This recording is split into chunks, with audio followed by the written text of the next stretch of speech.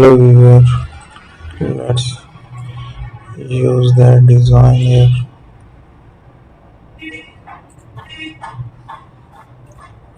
Add an addition, create some diamond designs, use the paint as well.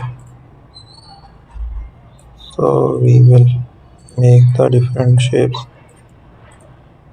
Add another diamond, make that structure there.